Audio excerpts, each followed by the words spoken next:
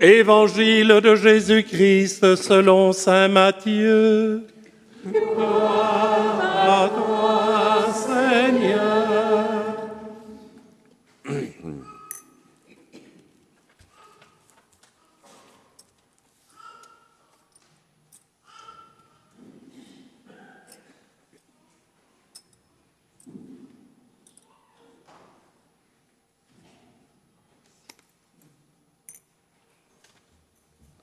En ce temps-là, Jésus disait aux grands prêtres et aux anciens du peuple, « Quel est votre avis ? Un homme avait 2 fils. Il vint trouver le premier et lui dit, « Mon enfant, va travailler aujourd'hui à la vigne. » Celui-ci répondit, « Je ne veux pas. » Mais ensuite, s'étant repenti, il y alla. Puis le père alla trouver le second et lui parla de la même manière. Celui-ci répondit, « Oui, Seigneur », et il n'y alla pas. Lequel des 2 a fait la volonté du Père ? Ils lui répondent, « Le premier. » Jésus leur dit, « Amen, je vous le déclare, les publicains et les prostituées vous précèdent dans le royaume de Dieu. Car Jean le Baptiste est venu à vous sur le chemin de la justice et vous n'avez pas cru à sa parole. Mais les publicains et les prostituées y ont cru. Tandis que vous, après avoir vu cela, vous ne vous êtes même pas repentis plus tard pour croire à sa parole. » Acclamons la parole de Dieu. Louange à toi, Seigneur Jésus.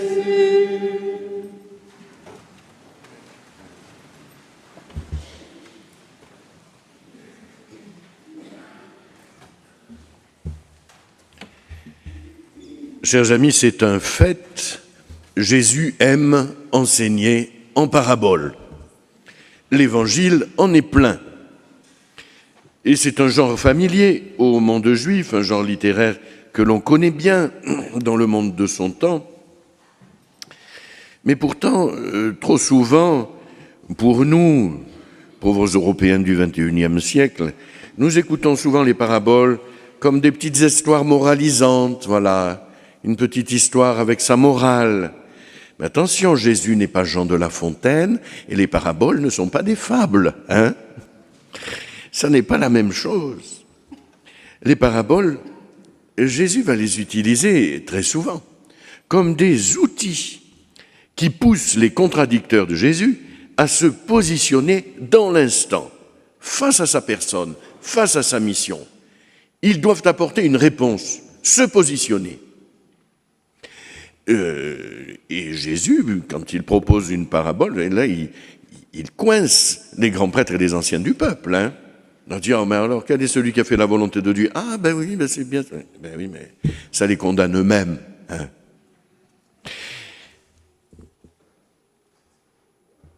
Dans la parabole que nous venons d'entendre, aujourd'hui, ben c'est cela. Il faut se positionner par rapport à Jésus. Alors, quand nous entendons un texte d'évangile, on peut bien se dire qu'avant nous, il y a eu des milliards d'hommes et de femmes qui ont entendu cette parabole. Des milliards depuis 2000 ans qui ont eu à se positionner face à la personne de Jésus. Et de même aujourd'hui, chacune et chacun de nous est interrogé par cette parabole.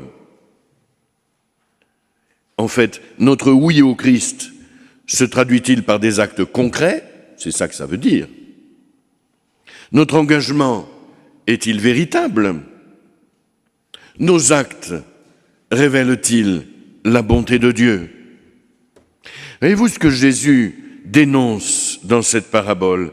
C'est la superficialité des grands prêtres et des anciens. Finalement, qu'est-ce qu'ils font ? Ils défendent l'ordre établi, ils défendent leur pouvoir. C'est souvent comme ça d'ailleurs pour les puissants. On regarde l'élection prochaine.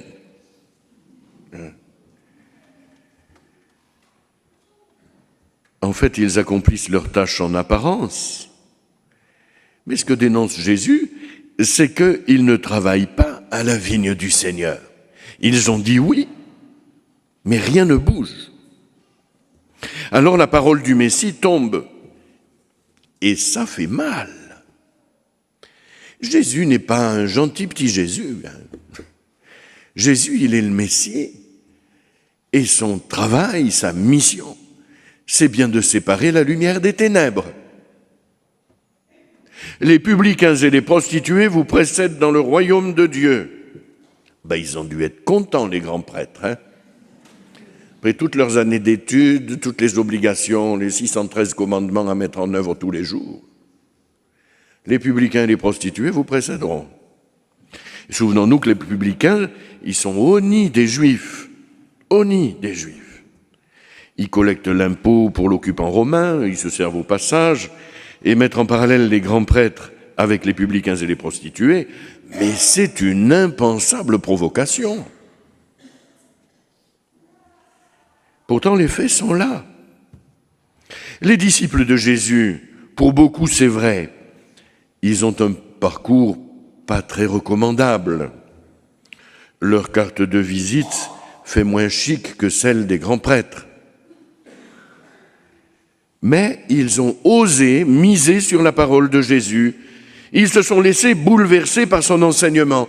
Ils ont entendu écouter et ils ont laissé fructifier l'Évangile dans leur vie.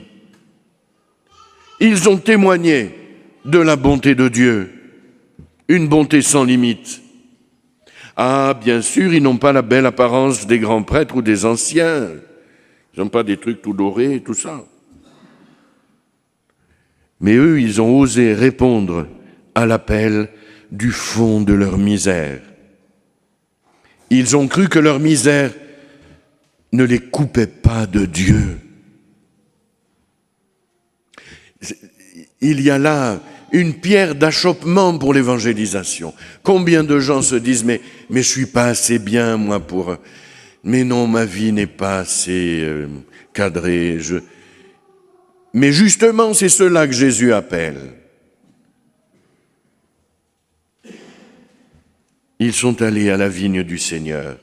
Et ils n'ont pas fait de discours, les grands prêtres. Ça fait des discours, un peu comme les recteurs. Voilà. Ça fait des discours. Mais leur vie est devenue un témoignage. Et c'est ça qui est bouleversant. C'est que ces publicains et ces prostituées, leur vie est devenue une parole de Dieu pour les autres. Et c'est ça que veut Jésus. C'est que nos vies deviennent parole de Dieu, que nos vies deviennent témoignages rendus à la gloire du Père. Les discours, les grandes envolées, les mots, s'ils ne sont pas vécus en profondeur, s'ils ne nourrissent pas une façon d'être nouvelle, ils ne sont que du vent. Or, Jésus ne veut pas des mots. Lui, il est le Verbe de Dieu, pourtant, il est la parole vivante de Dieu. Mais ce qu'il donnera, c'est sa vie, pas seulement des discours. Il donnera sa vie en allant jusqu'au bout de son message, jusqu'au bout de son message d'amour, en donnant tout. Une vie de disciple, bien chers frères et sœurs, est un témoignage. Et un témoignage plus puissant que tous les discours. Vous qui allez rejoindre la plaine maintenant, chargés de toutes les grâces de la montagne. Sachez que votre vie doit être un témoignage. Pas des beaux discours, mais une vie qui rayonne de l'Évangile. Vous êtes un publicain. Bon, s'il y a des publicains, vous pouvez faire des dons au sanctuaire, mais ça... Vous êtes un public, vous êtes une prostituée, ça peut arriver. Ben oui, vous avez votre place. Et la première des places, voilà ce que nous dit Jésus. Vous ne serez jamais trop loin pour son amour. Vous ne serez jamais indigne de son regard. Alors je vais vite m'arrêter, parce qu'il y a un vieux proverbe juif qui dit « Parle peu et fais beaucoup ». Alors, au travail.